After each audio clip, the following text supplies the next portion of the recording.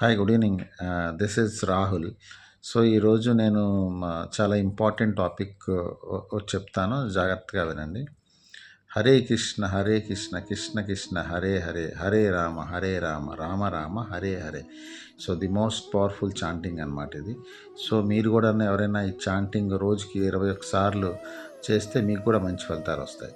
So, ఇప్పుడు నా నా శ్లోకం బట్టి మీకు అర్థమైపోయి ఉంటుంది నేనేం చెప్పబోతున్నాను. సో, నేను భగవంతుడు శ్రీకృష్ణుని గురించి కొన్ని ఇంట్రెస్టింగ్ టాపిక్ చెప్దాం అనుకుంటున్నాను అనమాట. సో, అతని నుంచి ఎలాగ మనం ఇన్స్పిరేషన్ తీసుకొని మన జీవన విధానం మనం ఎలా సాధించాలి, సో అతని నుంచి మనం స్ఫూర్తి ఎలా పొందాలి అనేది. సో, ఇప్పుడు కొన్ని 2-3 చిన్న విషయాలు చెప్తాను, కొంచెం జాగ్రత్తగా వినండి. ఫస్ట్ ఆఫ్ ఆల్, అతను ఎక్కడైతే జన్మించిన విధానమే వాళ్ళ మామ బందీ చేసి జైల్లో పెట్టి జన్మించిన ప్రతి శిశువుని చంపుతుంటారనమాట. ఎందుకంటే 7వ శిశువుతో అతనికి మరణగండం ఉందని చెప్పి ఏదో బ్రాహ్మణులు ఎవరో చెప్తారు.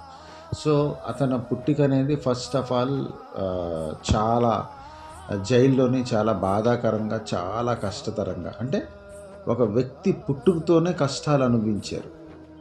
అలాంటి వ్యక్తి అసలు ఎంత ఎత్తు ఎదిగారో మనం అనేది ఫస్ట్ స్టెప్ అది నేర్చుకోవడానికి.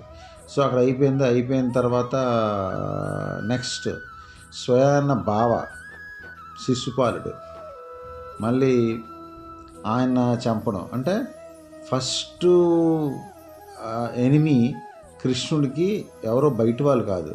ఫస్ట్ ఆయన చంపాలనుకుంది బయట వాళ్ళు కాదు, సొంత అమ్మ వాళ్ళ అన్నయ్య, మావయ్య. సెకండ్ ఆయన్ని చంపాలనుకుంది శిశుపాలుడు కూడా 100 సార్లు క్షమిస్తాడు. ఇంకా లెక్క ఎక్కడో తప్పు పడుతుందని చెప్పి అష్టోత్తరం లెక్క పెడతారు అన్నమాట 108 సార్లు. అయిపోయిన తర్వాత అక్కడి నుంచి హస్తినాపురం వస్తారు. హస్తినాపురం వచ్చిన తర్వాత చాలామంది అతనికి ఏమంటారంటే పాండవుల పక్షపాతి అని అంటారు. కాదు, ధర్మ పక్షపాతి. ధర్మం ఇటు సైడ్ ఉంటారో శ్రీకృష్ణుడు అటు సైడే ఉంటారు. సో, ధర్మాన్ని రక్షించే బాధ్యత ఆయన తీసుకున్నారు కాబట్టి చాలామంది జనాలకి అర్థం అవ్వక పాండవ పక్షపాతి అంటారు, కానీ యాక్చువల్ పాండవ పక్షపాతి అయితే కాదు, ధర్మ పక్షపాతి. ధర్మాన్ని రక్షించే ఒక స్వరూపం అన్నమాట, ఒక జన్మ అయింది. సో, మళ్ళీ హస్తినాపురం వచ్చిన తర్వాత మళ్ళీ సేమ్ ధృతరాష్ట్రుడు వాళ్ళ ఫ్యామిలీ అందరూ మళ్ళీ ఇతనికి ద్వేషిస్తారు. ఎంత ద్వేషిస్తారంటే అసలు దానికి మనం అంచనా కూడా వేయలేం, అంత ద్వేషం అనమాట ఆయన మీద. సో, ఈలోగా యుద్ధం స్టార్ట్ అవుతుంది. యుద్ధం స్టార్ట్ అయిన తర్వాత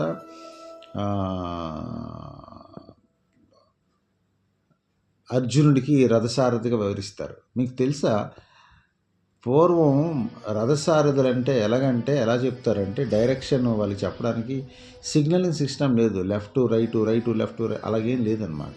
రథసారథి ఎవరైతే ఉంటారో, ఎవరైతే యుద్ధం చేసి రథం మీద ఎక్కి కూర్చుంటారో వాళ్ళు డైరెక్షన్ చెప్పాలి. లెఫ్ట్ తిప్పమంటే ఈ లెఫ్ట్ కాల్తో లెఫ్ట్ భుజం మీద తంతారు, రైట్ తిప్పమంటే రైట్ కాల్తో రైట్ భుజం మీద తంతారు.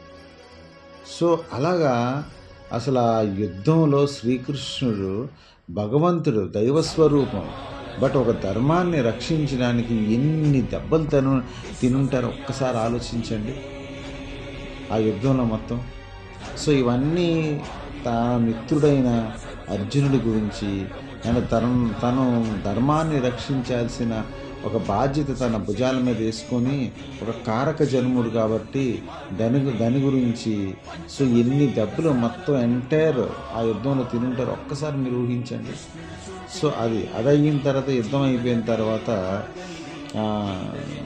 ఈ యుద్ధానికి కారకుడు శ్రీకృష్ణుడే అని చెప్పి దుర్యోధనుడి తాలూకా అమ్మగారు, నాన్నగారు ఆయనకు అతనికి ద్వేషిస్తూ గాంధారి ఆయనకు ఒక శాపం ఇస్తుంది అన్నమాట. నిజంగా నేను పతివ్రతనే అయితే, సో ఈ శాపం తగిలి నీ మొత్తం రాజ్యం అంతాను అదే జలమయమై నువ్వు అందులో సమాధి కావాలి, చనిపోవాలని చెప్పి. యాక్చువల్లీ ఆ శాపాన్ని అతన్ని అధిగమించవచ్చు, కానీ గాంధారి చెప్పినట్లు తాను పతివ్రతనే అయితే, అంటే తాను పతివ్రత అనే మాట నిజం చేయడానికి శ్రీకృష్ణుడు అది ఆ శాపాన్ని తీసుకొని సో ఆయన మరణం అనేది ఆ విధంగా అలా సాగుతుందనమాట. సో పుట్టుకతోనే పుట్టుక నుంచి తను మరణించినంత వరకు ప్రతీదీ విమర్శ ప్రతి చోట తన కష్టాలే పడ్డారు. ప్రతి చోట విమర్శించబడ్డారు. ఎక్కడ ఆయన 100% ప్రశంసించలేదు. ఒక పాండవులే ఆయనకి మిత్రులు, ఆయనకి ప్రశంసించే వ్యక్తులు. మిగతా కౌరవం సంబంధించి అందరూ అక్కడ మామయ్య, ఇక్కడ కౌరవులు. సో ఎవ్రీవన్ అతనికి క్రిటిసైజ్ చేసి అతనికి బాధ పెట్టే మనుషులే. ఆ బాధ పెట్టే వాళ్ళు కూడా ఎవరు బయటోళ్ళు కాదు, అందరూ ఆయన సొంత మనుషులే. అండ్ ఈ ప్రపంచానికి మూలాధారమైన భగవద్గీత ఆయనే చెప్పారు మనకి. సో అర్జునుడు కురుక్షేత్ర యుద్ధంలో అర్జునుడు నేను అసలు నా మామయ్యలు, నా పినతండ్రులు, నా గురువులు వీరందరినీ చూసి నేను యుద్ధం చేయలేను కృష్ణ, అసలు నాకు ఈ రాజ్యం వద్దు, రాజభోగాలు వద్దు, నాకు ఏమి వద్దు, నేను ఇక్కడి నుంచి ఇంటికి వెళ్ళిపోతానంటే అప్పుడు కృష్ణుడు ఒకే ఒక మాటతో స్టార్ట్ చేస్తారనమాట.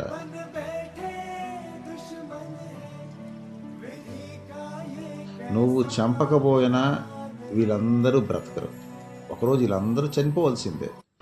సో నువ్వెవరు చంపడానికి? వాళ్ళ కర్మ వాళ్ళని చంపుతుంది. వీళ్ళందరూ ఆ రోజు ద్రౌపది ఎప్పుడైతే ఆ కార్యక్రమం జరుగుతుంటే మీ తాత, మీ గురువు, మీ అందములు వీళ్ళందరూ అక్కడే ఉన్నారు. ఎవ్వరు దాన్ని వ్యతిరేకించలేదు, ప్రతిఘటించలేదు. అదంతా వీళ్ళు బొమ్మల్లాగా కూర్చొని చూస్తూ ఉన్నారు. వీళ్ళ ధర్మాత్ములు, వీళ్ళతోనా నువ్వు యుద్ధం చేయను అంటున్నావు. ఓకే, నువ్వు చేయనన్నావు, నువ్వు చేయకపోతే వీళ్ళందరూ కలకాలం బతుకుతారా? సో ఒకరోజు వీళ్ళందరూ చచ్చిపోవాల్సిందే కదా. సో నీ ధర్మం ఇప్పుడు యుద్ధం. ఎదుటి వాళ్ళు ఎవరైనాను అది నీకు అనవసరం, నువ్వు బాణం వేసి వాళ్ళు చంపాల్సిందే, అది యుద్ధ ధర్మం అని చెప్పి నా ఎంటైర్ యూనివర్స్కి ఉపయోగపడే ఒక భగవద్గీతను మనకి ఇచ్చారు ఆయన. సో ఎన్నో వాటికి మార్గదర్శి ఆయన. ఎక్కడా సుఖం అనిపించలేదు. ఈవెన్ వారి భార్య సత్యభామ, రాధ, వాళ్ళు డిస్ప్యూట్లో కూడా పాపం ఈయనకి ఇబ్బంది పెట్టేవారు తప్ప ఆ విషయంలో కూడా ఈయన నిజంగా అనిపించలేదు. అండ్ ఇంకో చాలా అపవాదం ఉన్నది ఏంటంటే 1000 మందో 1,00,000 మందో గోపికలకి, కృష్ణకి, అతనికి ఏంటి ఎంజాయ్ చేశారు కాదు. వాళ్ళందరూ ఇతన్ని సేవించే ఒక పర్సనాలిటీసే తప్ప కృష్ణుడు వాళ్ళతో ఎప్పుడు అంత క్లోజ్గా ఉండేవారు కాదు. అంతమంది గోపికలు ఇతన్ని సేవించేవారు అనమాట, ఒక దైవ సంభూతుడిగా. సో అది కూడా ఇతనికి అపవాదే. ఇంతమంది గోపికలతో ఈయన ఉంటారు, సో ఈయనకి ఏంటి కష్టం, చాలా సుఖాలు అనిపించారని కాదు. సో కృష్ణుడు ప్రతి చోట కష్టాలే అనిపించారు. నేను ఎందుకు చెప్తున్నానంటే, మీరంటే మహాభారతం చూసినట్లయితే ఎక్కడ కృష్ణుడు బాధపడుతున్నట్లు కానీ, లేకపోతే ఆ బాధను అనుభవిస్తున్నట్లు కానీ కనిపించలేదు.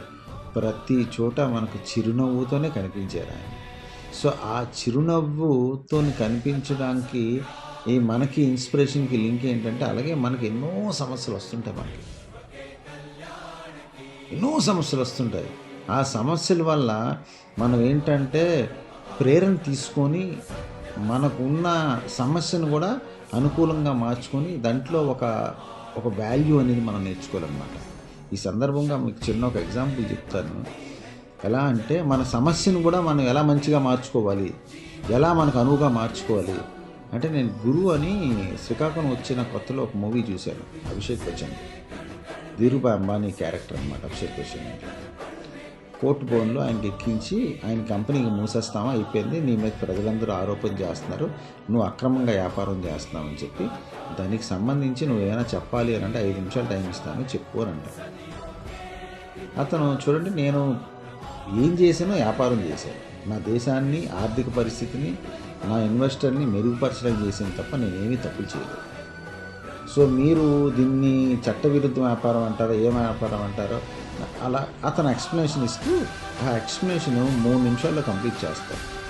ఇలా టైం చూసి జడ్జి గారు మీరు 5 నిమిషాలు నాకు టైం ఇచ్చారు, కానీ నేను 3 నిమిషాల్లోనే ముగించాను. అంటే నేను ఒక వ్యాపారస్తుని చెప్పడానికి ఇది ఒక నిదర్శనం అన్నమాట. ఇక్కడ కూడా నా ప్రాఫిట్ 2 నిమిషాలు.